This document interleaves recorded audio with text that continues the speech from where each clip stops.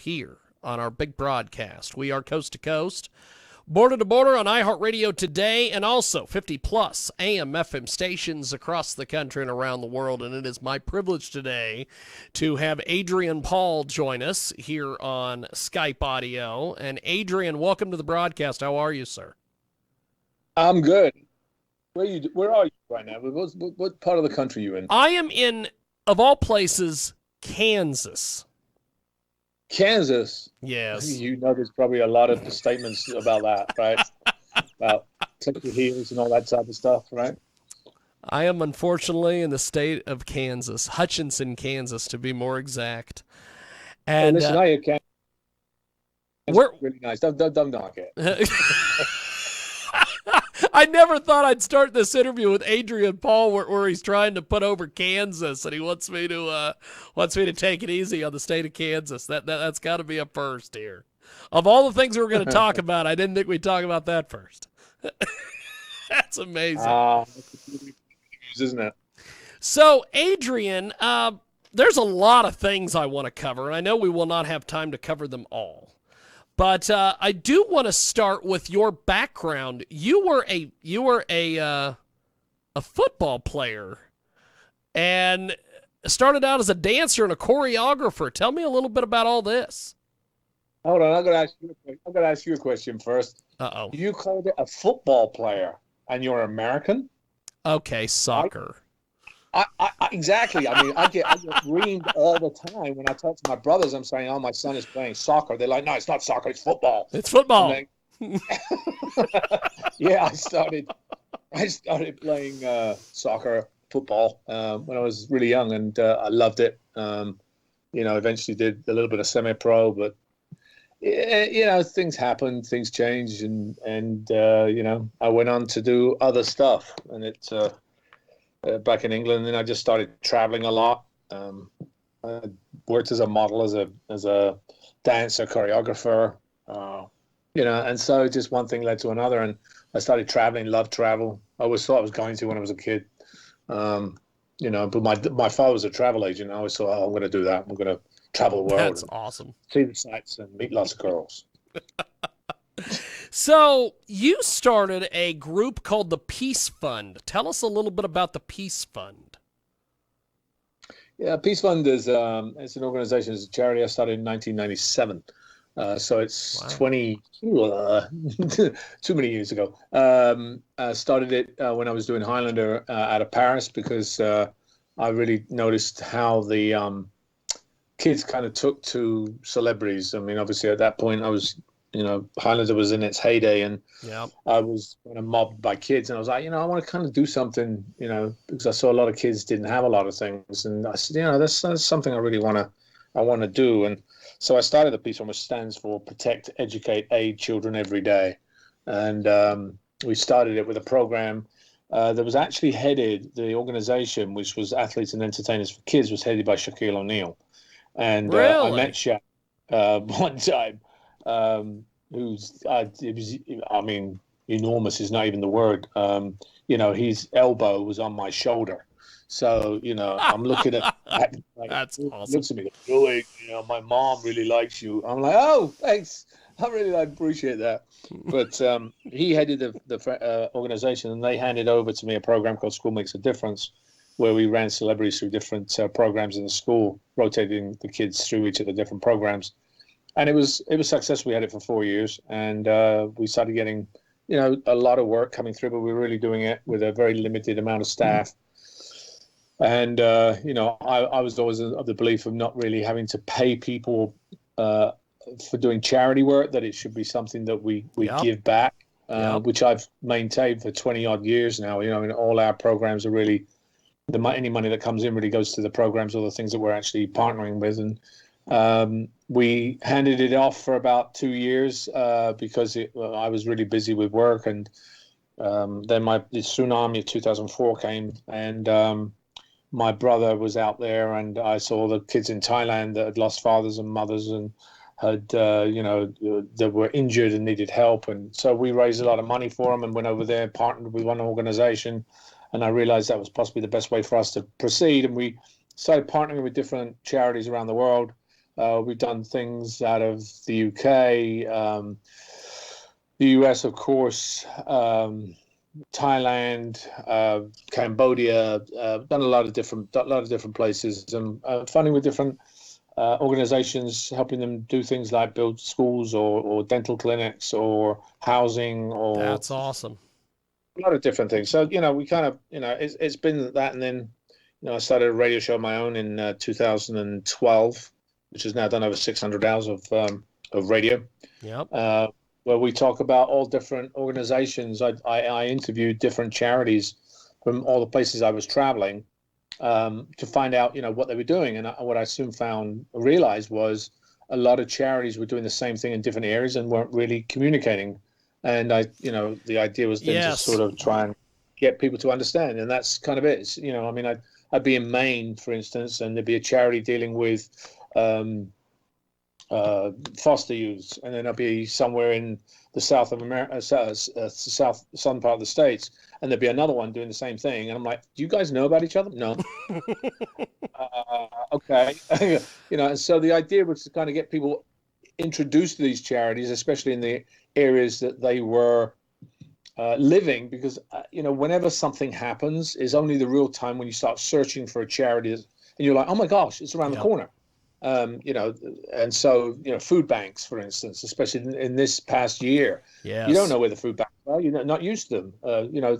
There are lines in England, for instance. There was a 2-mile tailback for food pantries and stuff, and that's happened in the United States as well. So, to know where that is, that was our job, to sort of let people be informed on what was going around in different states, different countries. Well, I had and we still do have an organization called Concerts for a Cause that I started here in Hutchinson, Kansas, where we do community concerts and we raise money for nonprofits, food banks, things of that nature. And there were a lot of charities that for whatever reason, I couldn't get a lot of these charities to work together. And I was having to get... It's simple. It's funding. I'm still in the mind of doing something like this, which is like a Facebook for charities. But they tried it in the Caribbean. They had many charities. But the problem is nobody wants to give away their source of funding. Yes.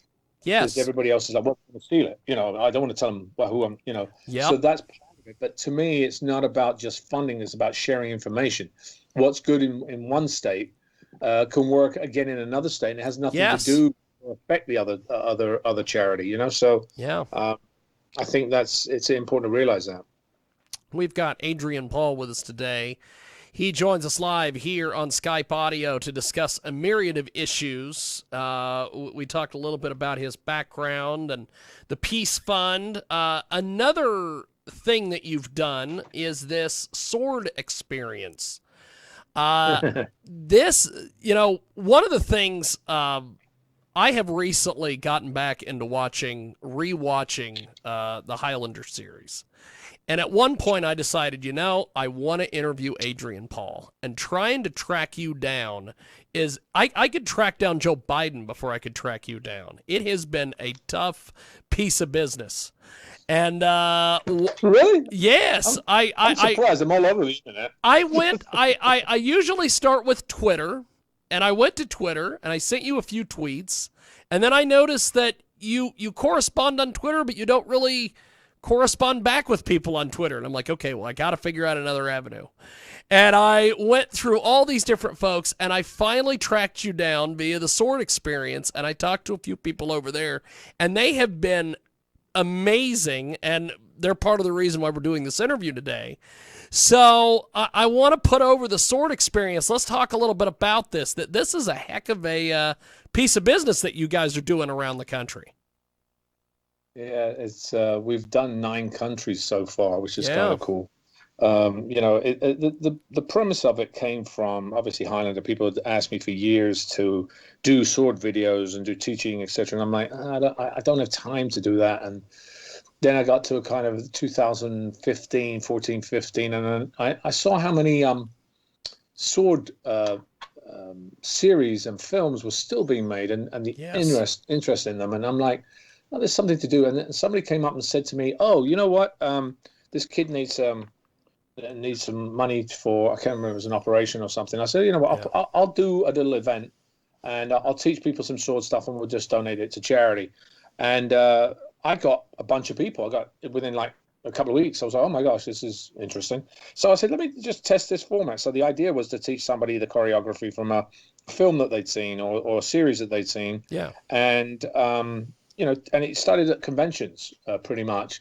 So I for the next 6 to 8 months, I did like 5 or 6 different events and sold out in a couple of them. And I went, actually, this is not bad. It's just kind of fun because I also get to do a little bit of directing, because what we gave people was, there were packages with photos and photos with me, as well as the video from the event, which was cut together, Yes. as well as the photographs from the event as well. So it's a whole package. And I said, well, actually, it works pretty good. So we started the Sword Experience in 2016, got, our official status really toward the end of that year. And, since that time, it's really kind of grown much more, because now we do events in castles and, we'll do all different types of places where we take people, and I give them an experience. That's why it's called the Sword Experience. It's not, I'm teaching you a sword style. I realized then after about 3 or 4 years that all sword styles really are the same when you're dealing with the angle you have to cut. Whether I'm dealing with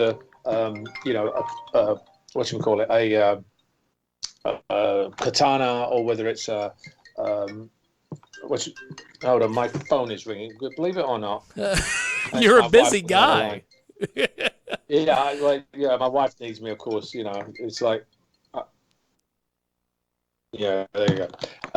Sorry about that. No. You're a busy guy. No, and you bring up something that most of these sword styles, because I have a jiu-jitsu instructor who years ago we did a little Filipino stick fighting, and comparing that to some of the other sword styles, you are correct. It's basically the same stuff. They have the same points that they strike with. If I've got a katana compared to having a broadsword, or I'm still going to try and cut you in the vulnerable spots. Yes. So I suddenly realized that, and working with all different instructors. I mean, what we do is we get instructors in the different places we're at. So if somebody's interested we have an instructor that can continue working with then and there. And from that, it kind of turned into, from the choreographed parts of it, turned into realizing that HEMA, which is historical European martial arts, or fans, or people that were stage choreographers or stunt people, or anybody that dealt with martial arts, had the same thing in mind. You still have to be able to target. And so, we then went into creating our academies. And our academy, basically, I actually have one coming up this weekend in Boston. And that basically is all things from fitness to technique, which is all the targeting drills and fun little games you play to target people, and then performance on top of that. So that academy event now has evolved into another form that we have. And it's kind of interesting how the amount of people that come through from varied backgrounds that are interested in sword work kind of really justifies the fact of actually starting this and realizing that it's kind of still innate in our genes as to having, whether you're doing it for fun or whether you're doing it to learn something as a martial artist or as a stage choreographer, it's still very much part of our culture. Well, speaking of martial arts, we have got Adrian Paul with us today. He joins us live here on our big broadcast here on iHeartRadio and also 50-plus AM/FM stations across the country and around the world. I noticed doing a little bit of prep on your background. You have some Hung Gar Kung Fu and Shaolin Kung Fu background. How do you apply that to your sword events? I was taught by a very good instructor doing Hung Gar Kung Fu. He's Vernon Rieda. He's actually out in Hawaii. And he told me one thing. He said, you really, open hand forms are very much like weapons. And you can adjust them very accordingly. And so I was also taught by Bob Anderson, who was a stage choreographer, but also the head of the Olympic fencing team. And Wow. he was always about targeting. He was always about using the location and the area in, depending on what you're trying to accomplish. And so a lot of that gets put into the events that we do now, based on the ground we have, the place that we actually do the event. And so I tell people a lot of the time, you don't put the sword fight into the location, you create the sword fight around the location. And so Wow. that's very much like, well, it is, it's like if you're in a Wow. bar, or if I'm in a tight area, I can't swing. So I have to Yeah. adjust for the area, right? So, Yeah. or if I'm in a room with chairs and desks and all that stuff, I can't do the things I would normally do with a big swing. So I have to adjust what I've got. And one of the things I tell people all the time, and it's really, really important to understand this today, especially in the past year that we've had, that when it's a statement I tell them all the time, is that for a species to survive, it has nothing to do with their intelligence or their strength, but their inability to adapt.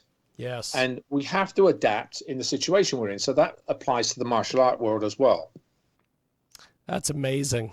It is Adrian Paul. He's with us today here on our big broadcast, and doing all the different martial arts and the swordsmanship. What part of the swordsmanship are you more attracted to? Is it the actual, using of the blade, or what attracts you to that? I think it's the physical movement and the conversation that you have when you have a blade. It is a dance in a sense, Yes. because it's a flow. It has a flow of its own, which is hard to understand when you don't do sword. That a blade is like a golf club. I don't know, those of you that play golf out there That will is know what the fantastic. UGG version is, right? Yes. You go, you want to swing it as hard as you can because you're trying, but you're not making the weapon do what it's supposed to, or the club do what it's supposed to do, which is Yes. swing. You swing a club, you don't club it. You don't. So the same thing applies to a sword. The sword has its own flow when you're actually moving through the air, and that way you have to understand that that's what you have to start to let it move. You're just a tool to move this thing through the air to the target that you want. Wow. That is incredible. Now, I want to talk about your acting. You have acted not just in Highlander, but you've done many movies, TV shows.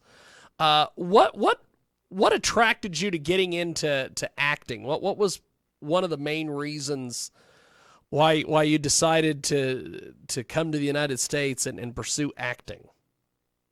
The funny thing is when I first started as a kid, I acted when I was like 13 years old, and I loved it, and I loved being on stage, and then I thought, yeah, I'm going to be famous, and that's what I want to be. I want to meet the girls, be famous. That's where we are. We're 14, 15, 16. But, after that point, I lost interest in it, and until I started doing dance, and in dance, I was doing these small vaudevillian type shows where we were kind of miming to a degree in this stuff, and I really love being on stage. And I said, you know what, this is something I should try because I like it. And somebody said, so I started studying in England, and then when I came to the States, like about a year or so afterwards, 2 years afterwards, I said, I'm coming to California. I've got a friend of mine. This is kind of the world where the acting is. Let me start taking some more lessons here. And I did, and it wasn't until I'd say about another year or two afterwards that I really realized this was a passion that I wanted to do because it made me feel something. Yeah.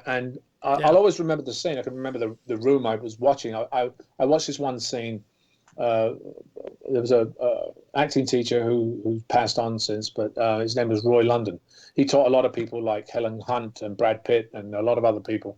And they were doing the scene, and I really understood. It made me feel something, and I said, "That's what I want. I want to make people feel something." So it kind of changed as it evolved, and after that, I went to acting teachers and voice coaches and movement coaches and all this type of stuff.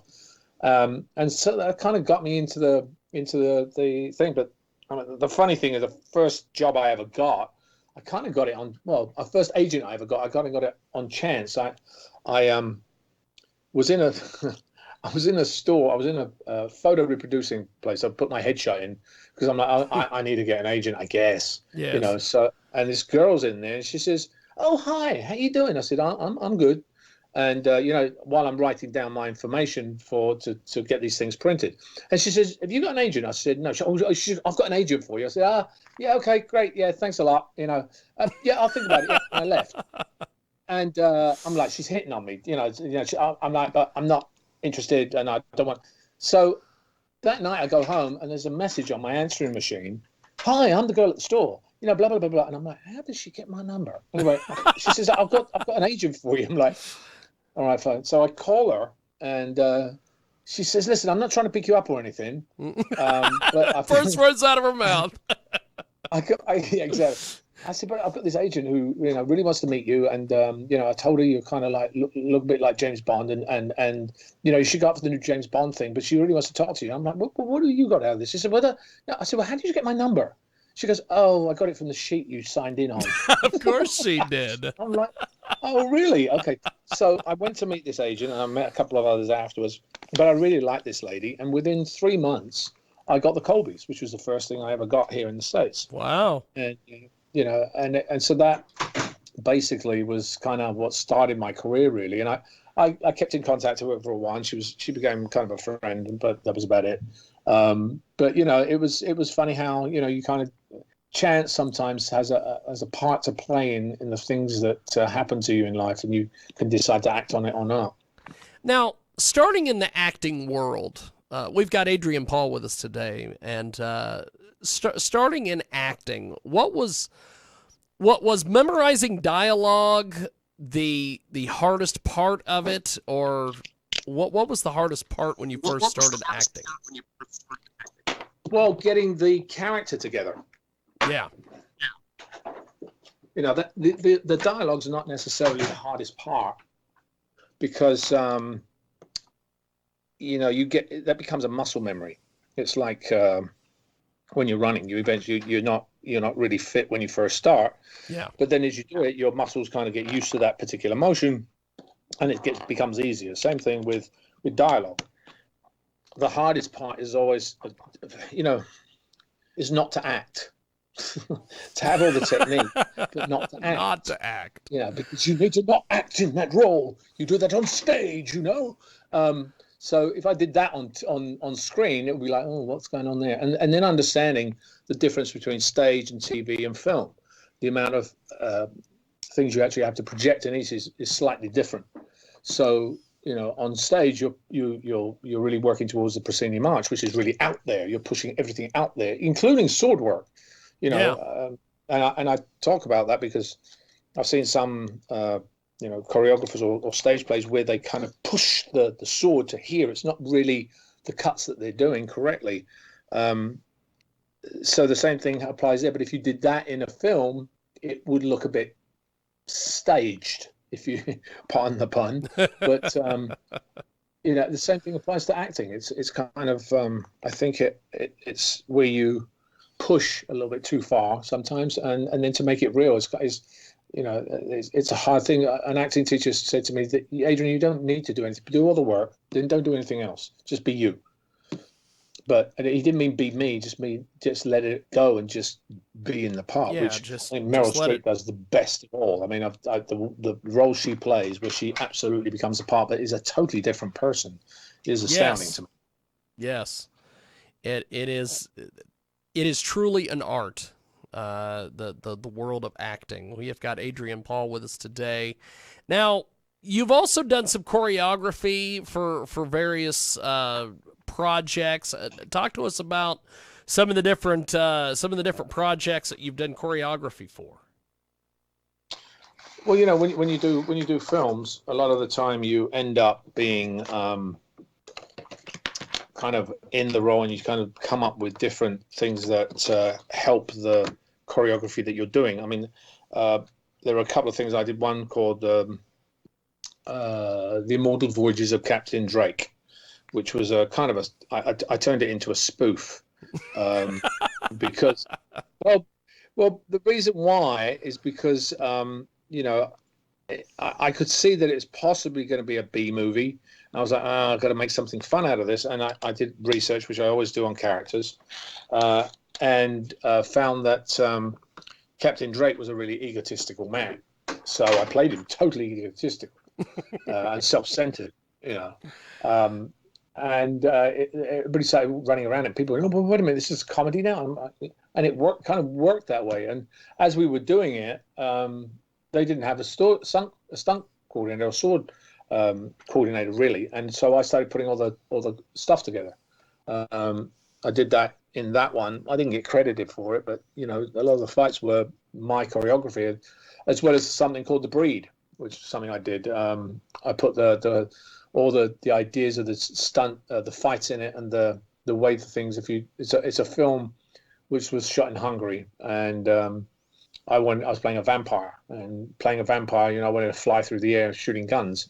It's really interesting. I really like that movie. It's really kind of a fun thing. But you know, I came up with this idea of using a trampoline to fly through the air and land, and you know, but I got injured badly in that one, where I learned something very valuable. You know, which was the wrong time to learn it. But I told the stunt master that I wanted to do this flying where I jump up in the air, revealing the guns. First of all, doing a backflip, and then jumping in the air, right? And I knew how to do a backflip. I'd studied it on trampolines into foam pads, and I showed him how I was able to do that. And I said, "Do you know how to do wire work?" This was back in 2001. I think Yes. And it was the beginning of that whole thing of the changeover from the Chinese, you know, flying to what's it called? Oh yeah. Pressure Tiger Dragon era. You know, where all the movies from China were coming over, these fantastic flight aerial things they were doing, and so they started doing it in the West. And I said to this guy, I said, "Listen, do you do wire work?" He goes, "Oh yes, of course we do wire work, no problem." And I'm like, "Okay, can I see? Can we go to the gym?" He goes, "We have gym. Come to the gym." Yeah, okay. So I go to the gym, and my stunt double is about another 20 pounds, 30 pounds heavier than me, big guy, and he's an ex-rugby player. And I've got three guys. If you know anything about wire work, the way they do it, they put a belt on you or a harness on you, and depending on where you fly, is where they pick you from. In other words, where they attach the wires to your waist or to your shoulders, or which way, depending on which way you're going to turn. Well, he was picked at the waist so that you could rotate between the wires as you got pulled into the air. Wow. And then, so there were two pulls. One was when he goes backflip into the air, land on the feet, and then pulled again when he tries to jump up in the air to pull the guns out. So I watched them do it 3 times. And I'm looking at him going, if I try flipping like that, I'm going to over-rotate because he's much heavier than I am, and they'll just over-pull me. So I said, all right, don't worry about it. So we watch it. And the one rule, whenever you do any stunt, is the stunt guy does it first, and we do exactly what that was. That's exactly the same. So I go in, they put the harness on me, they pick it up, and I have the stunt coordinator standing in front of me. And the guy's about to pull me from behind, and he says, "Are you ready?" And I said, "Yeah." He said, "We go in 3." I said, "Okay." Then he said something in Hungarian I didn't understand, and he goes, "Okay, 1, 2, 3." I went backwards. They didn't pull. I landed on my head, literally on my head. No! I had neck damage. I was in the hospital. I had to go and have X-rays and all this stuff. He's like, "Oh, I'm sorry." I'm like, "This ain't funny, son." It's like, you know, I could have broken my neck here. Yes. And you know. So what I learned was he said to them, "Don't pull him because he knows how to do a back handspring," and that's something you never do. Never do that. So they didn't pull because. So as I went back, thinking I was just waiting for them to pick me up in the air. Crap. I didn't extend back far enough, and I just landed right on my head. So you learn a lot of things along the way. Wow. It wasn't the first time I landed on my head. The first time was doing Highlander, but. That was before the Cannes Film Festival, but you know, sorry, the Monte Carlo Film Festival. Wow. Yeah, so I'm used to injuries, but you know, silly. Yes, but really not something that could have been hugely catastrophic. Oh yeah, hugely. I could have been paralyzed. Yeah. You know, and so you know, I learned a lot of stuff in that, and when you work with different teams, I've worked with teams from Hong Kong, I've worked with Hungarians, Lithuanians, French, Canadian, etc. The rule of thumb usually is that, and most people do things the same but slightly different. And you just have to really be understanding that, you know, be very clear when you do stunts that you understand exactly what the parameters of that particular movement is. That is just you had a guardian angel or somebody watching out for you that day. Holy Yeah, I mean, smokes. the first time it happened to me was on Highlander, Yeah. and as they also tell you, I mean, as I said, I've done a lot of stunts, and I've been injured several times. Yeah. Small, but the one time I was doing Highlander, about to go off to the Monte Carlo TV and Film Festival that evening. I was supposed to leave on the Friday and come back on the Monday night. The last shot of the day was the director having a close up of me on a staircase. And at the bottom of the staircase was where the stairs flattened out and then a few more steps down to the ground level. Well, there was a banister there that he wanted me to jump over. And we weren't going to do the main stunt. We were just doing the close-up from the camera on the side. And I said, do you want me to do the jump? He said, yeah, you may as well do it. It'll cut well with whatever we shoot on Monday. You might as well do it. Yeah, right. They put down a very small, thin pack. So I'm jumping off. If you can imagine, a staircase banister is at about 7 feet. It's about 7 feet. When you're jumping over it, you're around about 10 feet, 8, 9, 10 feet. So as I do this, the thing, I jump the banister, and because it's either the end of the day, I'm tired, I don't know what it was, the jeans were too tight, my foot caught the top of the banister, so I flipped and landed on my head frontwise. Oh no! And that was the first time. And I went to the MRIs and all this stuff, and they put a neck brace on me, and they said, you got to put a neck brace on. So I go to the film festival that evening. I'm in a tuxedo wearing a neck brace, and I'm like, I can't wear this thing. This is ridiculous. So I took the thing off. I'm like, yeah. And I end up at 4 or 5 o'clock in the morning, 6 o'clock, whatever it was, in a club dancing, which was the wrong thing for me to do. The minute you take off the collar, your neck is vulnerable. And I was in pain for a year after that. And luckily I got lucky through a chiropractor who actually put me back in. He said this was like a hole in one.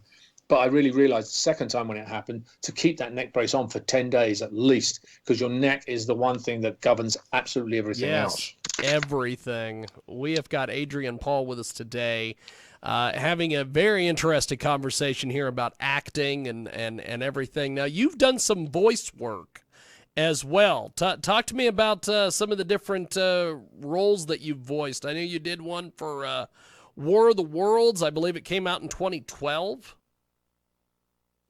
Yeah, that was kind of fun. Some of the Highlander cast was involved in that, as well as David Abramowitz, who was the writer on Highlander. He teamed up with a company out of Singapore, and they did this War of the Worlds animation. So we played some of these characters. I played an Irishman, which was fun because it was fun with some of the other people. Although I didn't really see them. I went into a booth and did my bit, and they did theirs. But I've done. Voiceover work's kind of fun because you can roll out of bed in the morning. It doesn't matter what you look like. You just go to a booth and sound it. Yeah, you just go into a sound booth. But another one I did was a book story by George R.R. Martin, who I'd actually worked for him before. And those of you who don't know who George R.R. Martin was, he's the guy that created Game of Thrones, who wrote the book for Game of Thrones. And he also did Beauty and the Beast back in the 1980s. I think it was 80s. Late 80s, that Ron Perlman was the Beast. Yes. And yes. Right. And I worked. I did an episode of that. So I did this book thing. It was 30 or 40 different characters, and everyone had a different voice. Wow.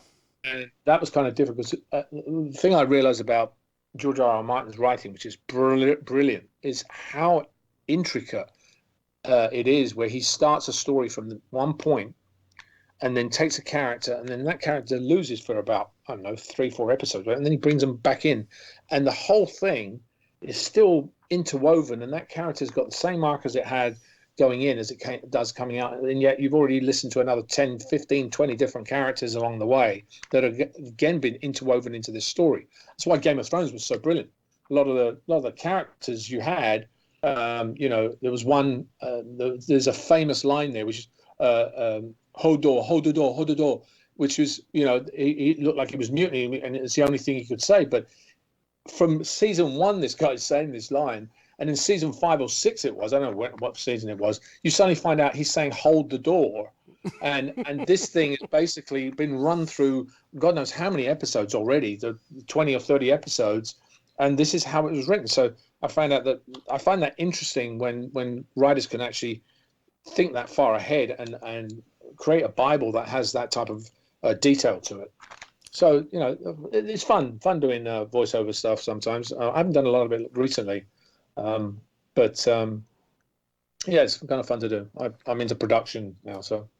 Well, that's awesome. What have you been doing with the production side of things? Well, I'm probably directing a small short later this year and probably a film next year, as well as I'm involved in a studio project in Europe, um, which is the production side of things, the servicing. I don't know if many of you know that when the tax credit situation, when you have independent films, tax credits are very important for independent producers because it Yes. allows them a 20, 30, 40% discount or return on their money by the state, the government, etc. And every state and government basically has a different rule to it. One of the main rules for most everywhere actually is they have to have a company or a servicing company that would service a production that was coming in. So in other words, if you are an American company, you go to Canada, you have to work with a Canadian company so that you can actually apply for the tax credits in that country so that you can make your 30% or whatever the tax credit is back from your budget. So I have a servicing company in Hungary. Hungary's now virtually fully booked with studios now, and Wow. I'm working the studio system in that way with bringing that together. So there's a couple of things we've got in the pipeline which are kind of exciting, but I can't kind of say anything about that yet. That's But Hey, that's tremendous that that you've kind of come full circle. You've done a little bit of everything. the thing is, as an actor, I'm getting older now, and the roles are not as many. And you have to adapt to doing different things. And I mean, sometimes you can become an actor and you have a career that goes all the way through, but it doesn't happen to everybody. And that's why I think a lot of young actors don't understand is that you're only as famous or as good as what the product is you are at Yes. that time. If the flavor of the Yes. month goes out, bye bye, you're done for a while because agents are not going to, they don't care. Agents and managers really, I'm not saying all of them, but I say a lot of them are they're there to get their job done, which is sell an actor to somebody, to a Yes. producer, and then there's competitions that go on between actors and managers in the same company as to who can get the most. So it's not about what you want in your career, it's about who they can sell best. So, you know, to me, that's kind of you have to understand that it's called show business for a reason. Yes. Yes. Right. Right. So as an actor, you want to be creative. You want to be, actors are the creative side. You also have to think on a business side as well that you are a product that needs to be sold. You've hit that on the head, my friend. It's Adrian Paul. He's with us today here on our big program here on iHeartRadio and also 50 plus AM FM stations across the country and around the world. And I couldn't have Adrian Paul on without talking about Highlander. First of all, what is it like when you go out to these Comic Cons and these conventions? Because I started going to covering a few of these Comic Cons years ago, and just watching these comic book marks just mob the celebrities and the cosplayers, and it's like a whole nother country. What is it like from your perspective as an invited guest at a Comic Con? you know, um, as an actor, you kind of, or if you have any sort of notoriety or you're recognized for what you do, you really kind of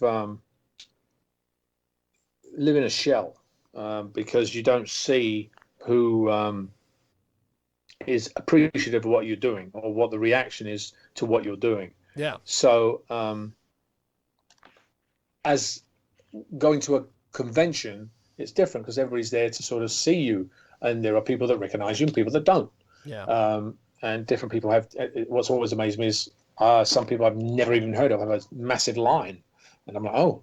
So you have to understand this industry is kind of very diverse. But the one thing people ask me is, and I've been asked this question several times. So what's it like being around all these nerds. And I went, whoa, wait a minute. I said, first of all, these nerds, because let's be honest, it's only been the past 20 years that conventions like this have been massive box office draws with 20, 30, 50, 40, 100,000 people at them. Yeah.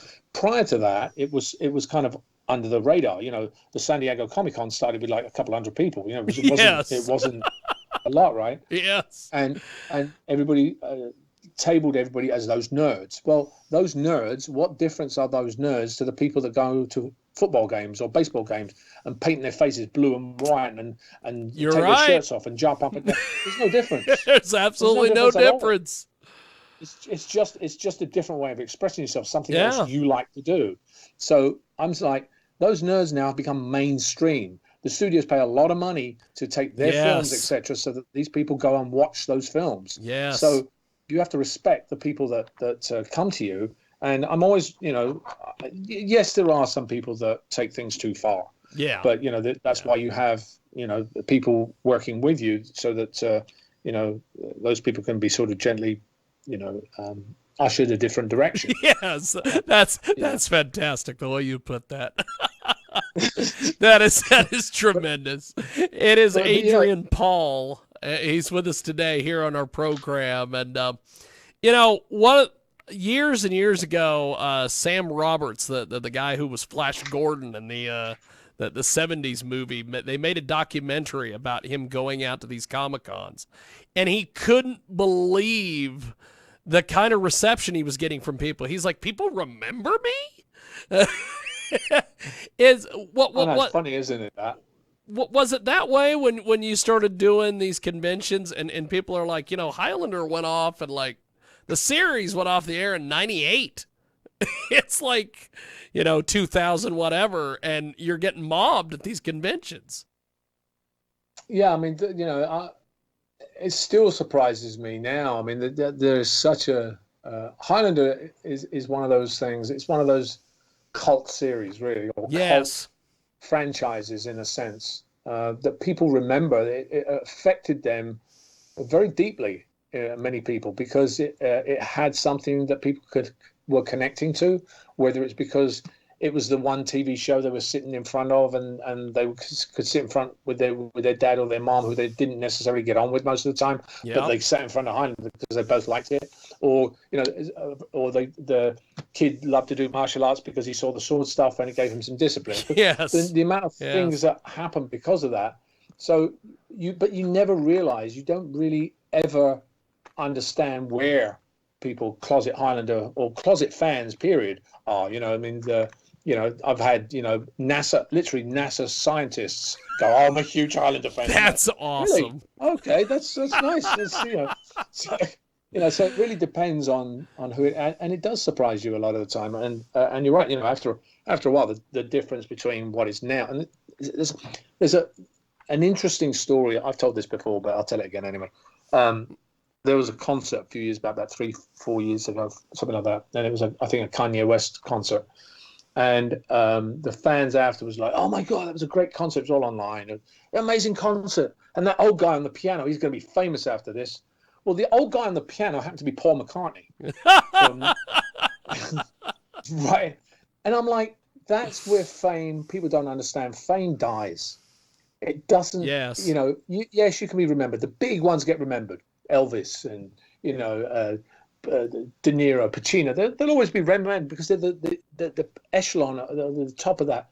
But in reality, celebrities, really, the idea of a celebrity, in 10 years' time, the new generation, or 20 years' time, won't even know who you are. They'll have no idea. Yeah. The majority of them. Yeah. So what matters right now? What does it matter what you do?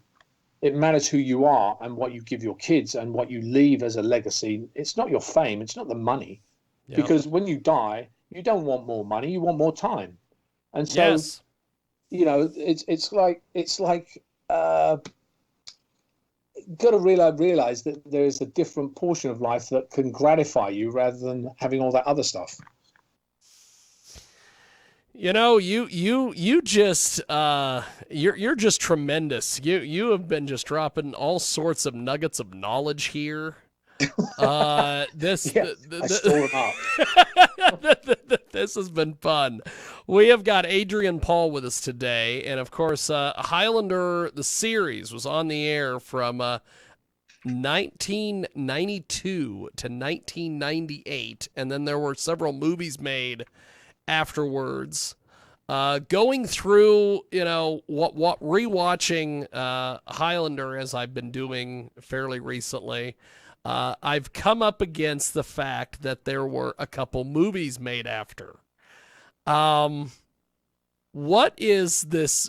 I noticed there was so much, just doing my research, there are so many people that have good things to say and bad things to say about Highlander the Source. Why is that such a controversial movie? Because I watched it a couple times. I'm like, well, this is fine. This works. This is a Highlander movie. I think the reason for that was because it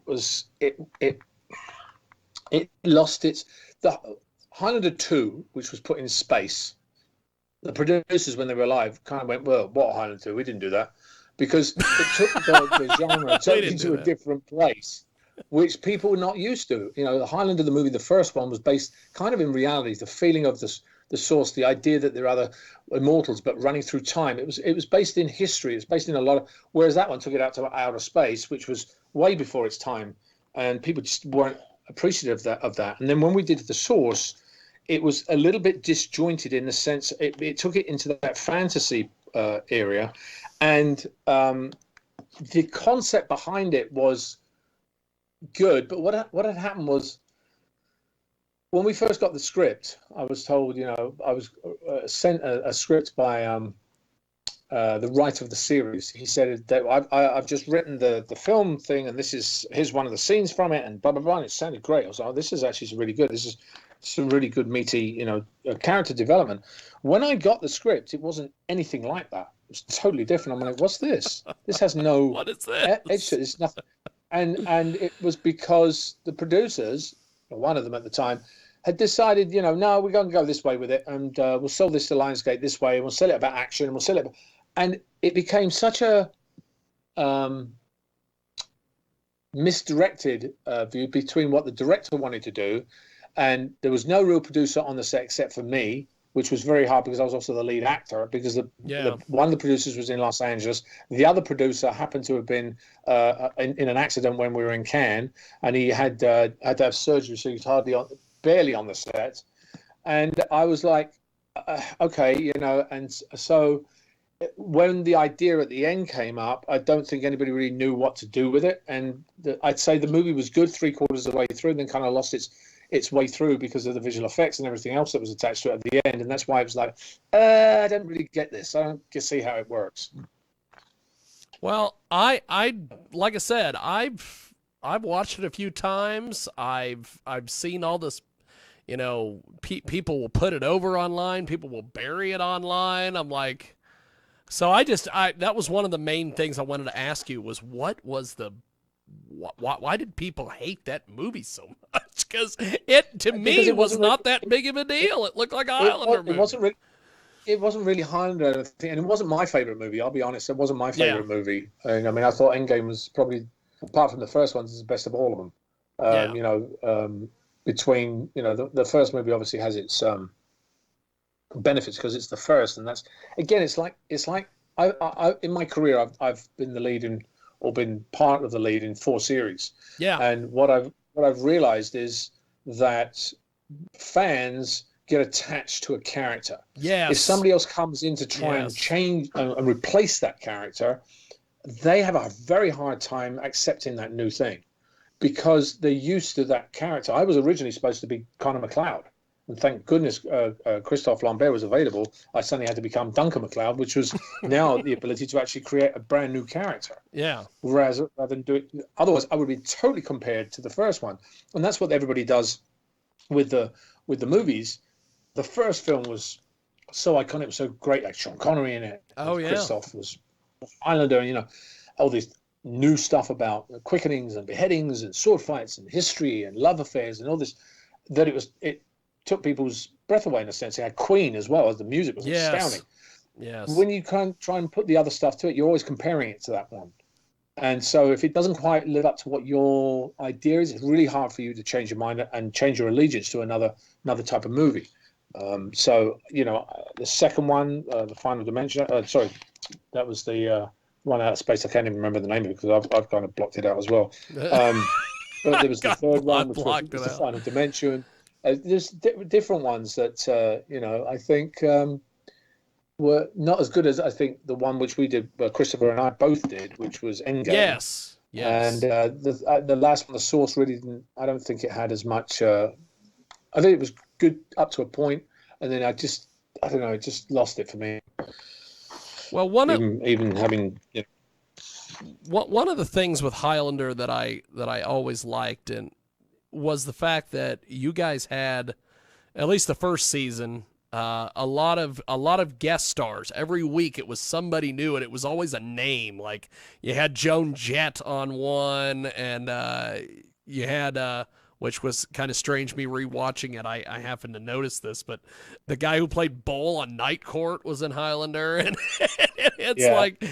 There were talk to me about that. Some of the different. Yeah, we had Rob Stewart who'd been on the series. We had Joan Jett. We had Roger Daltrey. Yes. We had Roland Gift.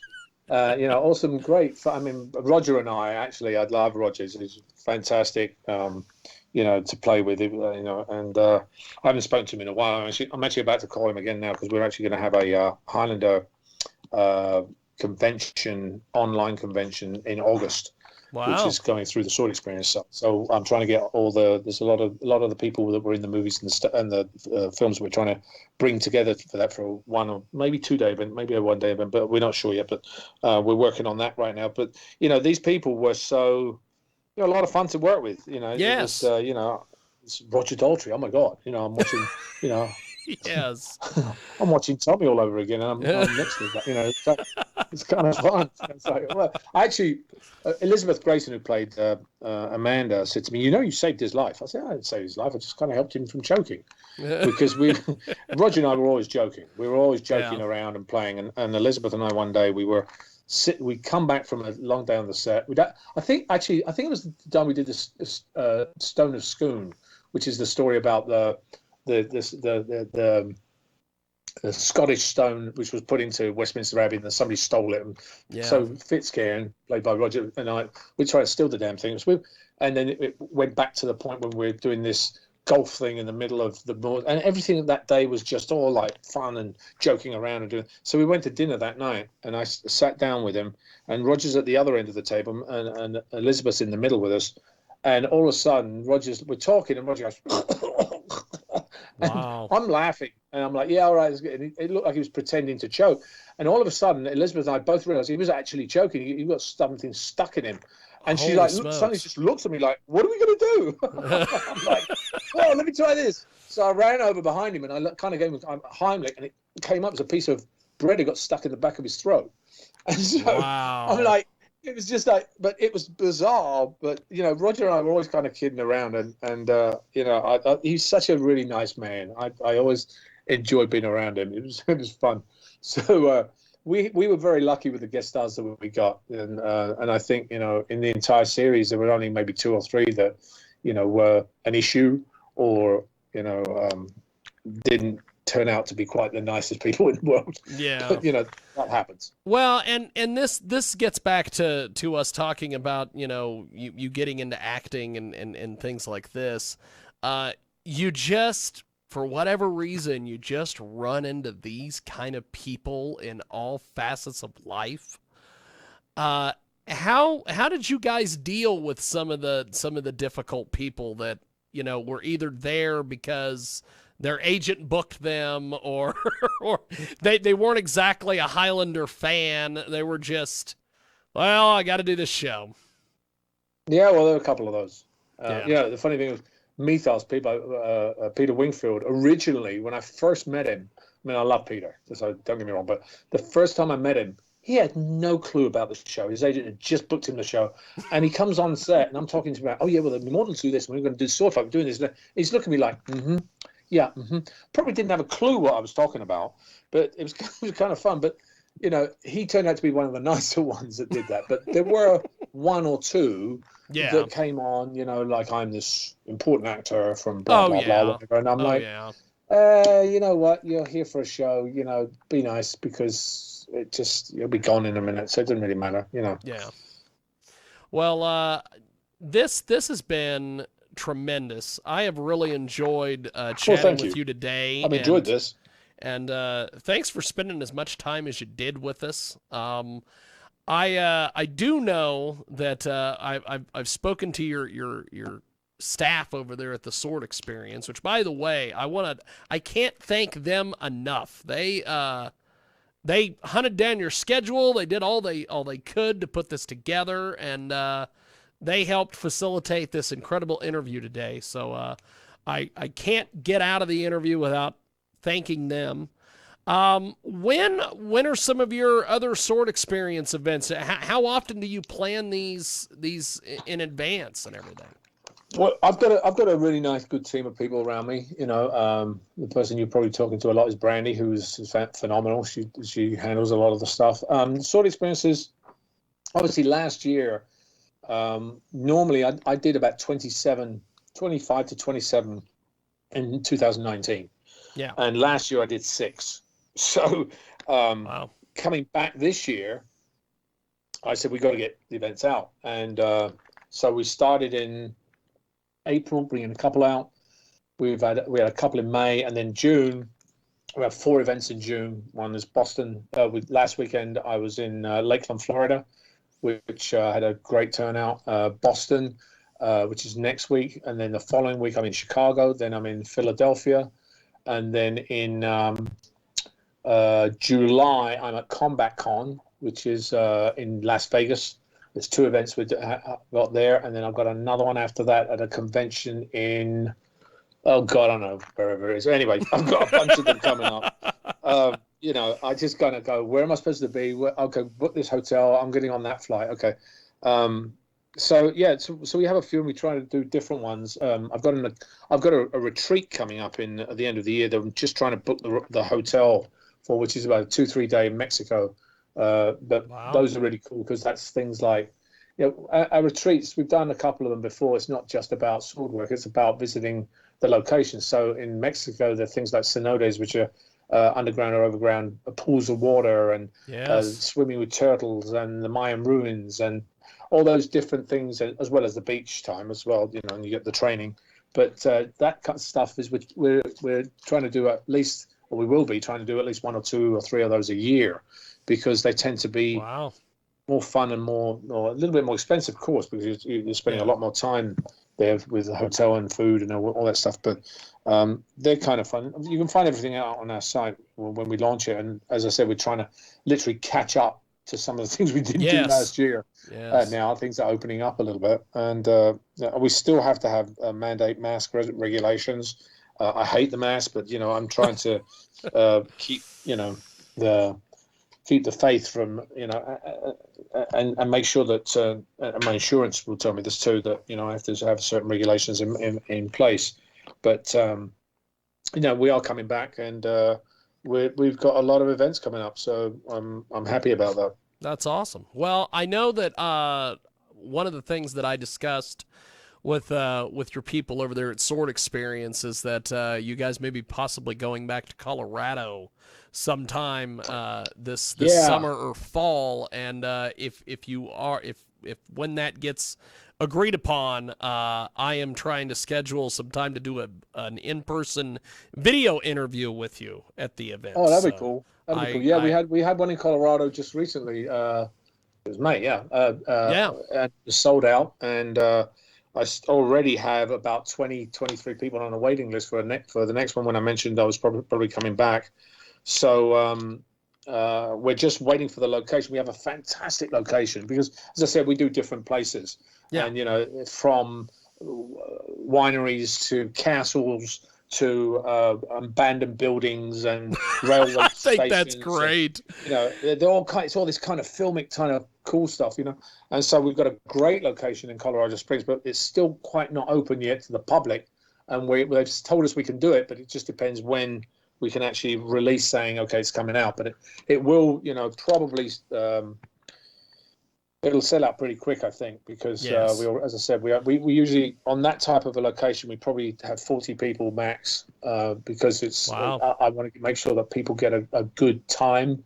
You can be a spectator as well, that's extra, but just doing the actual event itself all day long, to film it, to get all because now we turn them on our Facebook pages, sorry, on our YouTube page, you'll see that we now turn these into little stories and little documentaries now. So we talk about the location, the Wow. instructors, the people themselves, the actual fight that we're choreographing will be specifically, cut together and edited and put together like a 3-minute movie or 2-minute movie Yeah. story that's kind of fun, to finalize the event itself. So it's Colorado has that. That's why I want, whenever I get that location, then I'll put the story behind it, and then people will. That's Some of them awesome. become the actors in the story. It's that kind of thing. So that you become the action star for the day type of thing. That is tremendous. Well, I will keep up to speed with your people, and when you get that Colorado deal booked, I definitely will be there with my camera folks, because I definitely want to do this on video for our TV show at some point. So this has been fun. Thank you for spending as much time as you have with me, and I really appreciate the time and your insight and everything. Oh, James, thank you so much. It's been a pleasure being here today, and now I'm going to go and take my son to soccer.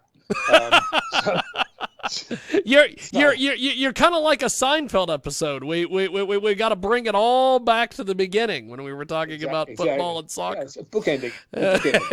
That's awesome. Well, Adrian, thank you, my friend, and I will talk to you soon. You. Have yourself a wonderful day. Thank you.